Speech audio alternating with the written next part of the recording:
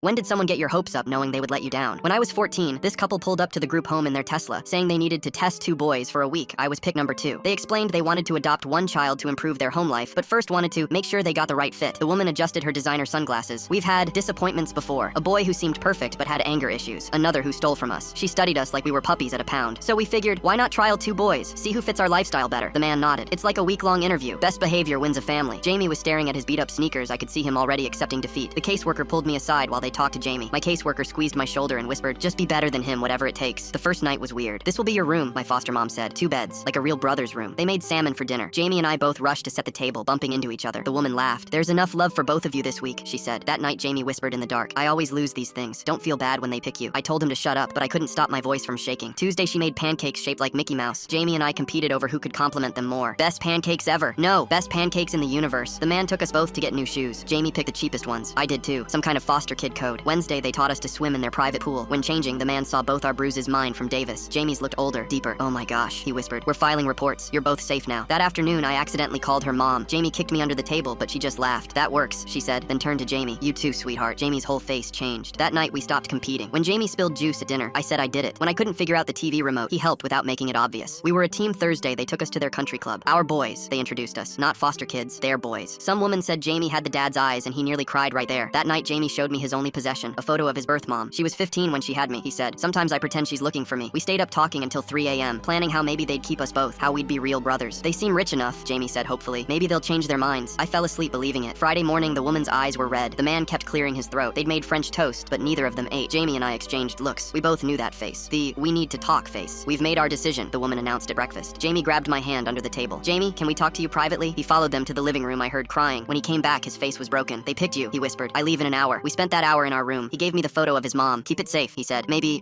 we'll find each other again when we age out. I gave him my only good hoodie. The couple drove him away while I watched from the window. The woman was crying. We wish we could keep both, she said when they returned. But wishes don't mean poop in foster care. Friday night, they sat me down with cocoa and paperwork. We want to adopt you, the woman said. For real, forever. But all I could think about was Jamie's empty bed. Saturday felt different. They kept taking photos. We made pizza, and I let them win the flower fight. The man showed me his workshop. For your room, he said about the birdhouse. Your room, not Jamie's and mine, just mine. That night, they tucked me in both beds, still there. Jamie stripped bare. Good night, Mom. Good night, Dad. They smiled so wide. I woke up screaming at 3 a.m. The nightmare was about my birth mom, but she had Jamie's scared eyes. I'd wet the bed, soaked through everything. I tried to clean it, but they heard. The woman flicked on the light and just stared. The man appeared behind her, and his face went from concern to disgusted. It's okay, the woman said, but she was already pulling out her phone. I heard her in the hallway. Yes, tonight. We didn't sign up for damaged goods. Maybe we should have kept Jamie. At least he was toilet trained. The man brought garbage bags. They didn't speak on the drive back. The woman kept checking her mirrors like I might pee in the Tesla too. The director sighed and led me back to my old room. Davis was waiting, smiling. Heard you tried to snitch. Full story on channel, link below.